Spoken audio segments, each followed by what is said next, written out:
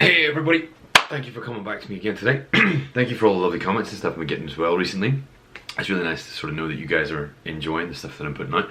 So today I kind of wanted to go over, well, not confront something, but do a video that relates to something that's kind of coming up in the kind of whole universe surrounding hobbyism and stuff like that. And it seems to be that Games Workshop look to be getting rid of resin models, which is a little disappointing for me because I haven't had the time to get into them properly yet. Last year though, my fiance did get me a Deredeo Dreadnought from ForgeWorld, but didn't come with all the accompanying parts, because to someone like her who doesn't know anything about 40k, to have to try and buy all the parts of a Deredeo Dreadnought to make it work is a big thing to ask. It's a big task to try and accomplish. So when I went on and ordered the rest of the parts myself, it took a while for me to get the whole thing together, and when it arrived, honestly, I just, I've never done a resin model before. All my models were plastic up until that point and have remained plastic since getting it as well. Where do you start? What do you do? And everybody tells you that resin dust causes fibromyalgia and other myalgias and stuff like that, so obviously you just get terrified and put it away and nothing happens. So I finally, when I heard that resin was on the way out, just in the hopes that I might learn about preferring resin models, decided I would dig this one out, start working on it now, and just gradually chip away at it while I work on my other projects, which are too terrifying for me to confront right now. So yes, I do still obviously have my robotgorillaman and my Knight project, and I have some other stuff on the back burner as well, but just because I'm a bit too scared of confronting them right now, I'm going to start the body of the Deredeo Dreadnought, show you the process I went through to get it built, deal with the resin, and sort of do it safely and carefully. So without messing about anymore, I'm going to show you what I did, and I'm going to show you what I ended up with. The first thing that struck me about the nature of the resin model was the way in which it was cast and packaged. Even though there's a sense of renown with resin, the pieces feel thrown into the box and don't have the same feeling of care and presentation which you get with a normal Games Workshop plastic model. Couple that with the printed A4 instructions, and there's not really much at the beginning of the process that makes me feel like this is special. I suppose though that the individual inspection note and the very raw feel of the whole thing gives it a similarity to something old and official, given to you by your dad or an uncle under the impression that it's old and valuable and you have to take good care of it. It's not an over-designed or over-marketed showpiece. This is something that is reserved more than your normal tabletop mini. One thing I really do like about the casting of resin, going off this piece at least, is that there's much less snipping and trimming involved, even if there is some tidying required later on. One quick cut and a trim with the snips and the piece can be pretty quickly prepped for the table.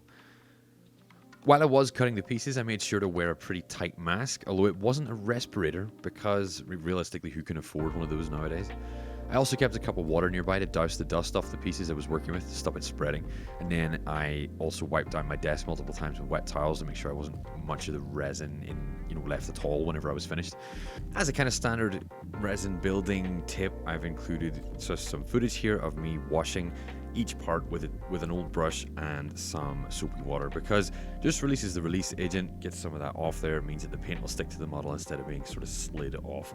It's a fairly standard thing you'll hear in any video like this, so just make sure you don't miss this step out whenever you're working through. The only problem with using water to get rid of the dust was that it meant I had to use a hairdryer to dry them off again, and that led to a lot of instances of pieces being shot off the desk while I wasn't paying attention. Another cool thing about resin models is that there's a greater sense of plug and play with them. The pieces don't have to be constructed from multiple shell parts, and when they're all in one place, there's a much greater degree of posability at your disposal. They don't have to be, the leg isn't three separate parts that go together to create one piece. This is three parts that create a leg that moves and is posable until you glue it. I spent a lot of time experimenting with poses before I decided to move on, and I felt like that in itself allowed the model to ultimately feel more like it was mine, and it was more likely to be different than someone else's. But as with all resin models, there was an inevitable passage of heating parts, again with the hairdryer, to resolve warping issues. This was an interesting experience. I've been to a forge before and I've doused hot metal to harden it, but I can I can easily say I've not had to do it with plastic before. There's a real sense of urgency and imminent terror when you're super gluing body parts in place. I wasn't prepared for how quickly the glue would set, even though I'd been warned, and I almost had to give up on posing in favor of whatever the glue chose on my behalf. The head of the Dreadnought almost had me gluing my fingers together permanently, and when it finally went into its slot, it almost solidified in a sideways position, getting stuck. So if there's anything I can pass on from resin modeling so far, it's don't mess around with the gluing stage. Finally seeing this come together as a model after owning it for 9 months was brilliant. It's got such a dominant and aggressive look compared to the Games Workshop Dreadnought, and it hasn't even got its arms yet. I'm just so excited about putting together the other components, the arms and the guns, to create a completed unit out of this.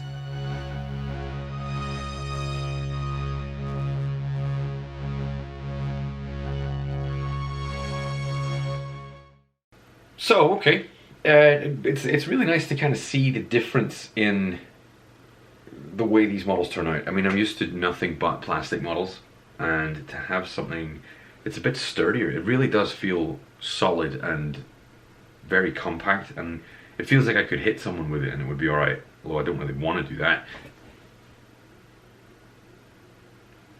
It's fine. The super glue joints while they do take away the articulation, it makes it feel less like an action figure and more like a model. So that's something I do kind of like about resin. Super glue is messier though, and there are a few things there I'm going to have to file and fix and sort out. But this is robust. This really is like a solid piece of model, and I'm really excited to kind of work on with it. But yeah, if you have any suggestions about chapter colors or anything like that, initially I'm going to go salamanders like I do with most other things. If there's anything else or a different scheme you'd like to see me go with, don't be afraid to let me know in the comments.